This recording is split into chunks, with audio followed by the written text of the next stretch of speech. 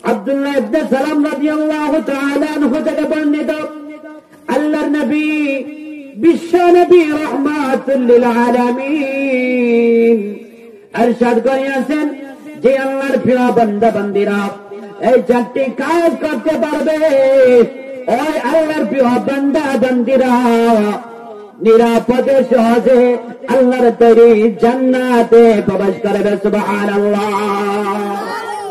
এক নম্বর হচ্ছে আফসুস সালাম, বেশি বেশি করে সালাম করা, বেশি বেশি করে সালাম করা। দুই নম্বর হচ্ছে ওয়াদঈমুত তুআম, খাবার খাওয়ানো, এতিম মিসকিন গরিব অসহায় মানুষদেরকে খাবার খাওয়ানো। তিন নম্বর ওয়াসিলুল আরহাম, আত্মীয় স্বজনের সাথে সম্পর্ক রাখা, বিশেষ করে রক্ত সম্পর্ক যত আত্মীয় স্বজন আছেন তাদের হকগুলো আদায় করা, তাদের খোঁজ খবর নেওয়া, তাদের সাথে সম্পর্ক রাখা।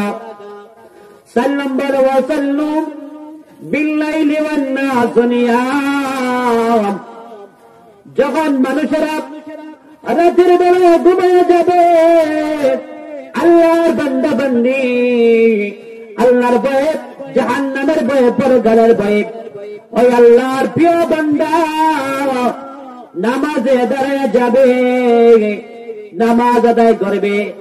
নামাজের মধ্যে আল্লাহর বান্দা দাঁড়ায়া তাহাজ্জুদের নামাজ আদায় করবে।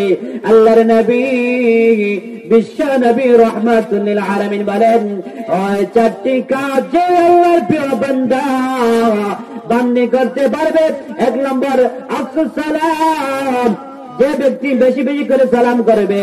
2 নম্বর ওয়াদঈমুত তুআম, গরিব মানুষদেরকে খাবার খাওয়াবে। 3 নম্বর ওয়াসিলুল আরহাম, আত্মীয় সম্পর্ক রক্ষা করবে, বিশেষ করে রক্ত সম্পর্ক যত আত্মীয় স্বজন আছেন তাদের হকগুলো আদায় করবে।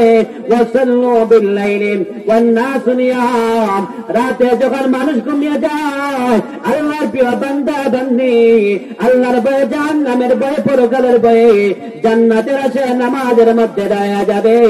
আল্লাহর নবী বিশ্ব নবী রাহমাতুল লিল আলামিন বলেন, তাদখুলুল জান্নাতা বিসসালাম, ওই আল্লাহর প্রিয় বান্দা বান্দি নিরাপদে সহজে জান্নাতে প্রবেশ করবে। বলেন সুবহানাল্লাহ। কয়টি কাজ? 4টি। কয়টি? 4টি কাজ।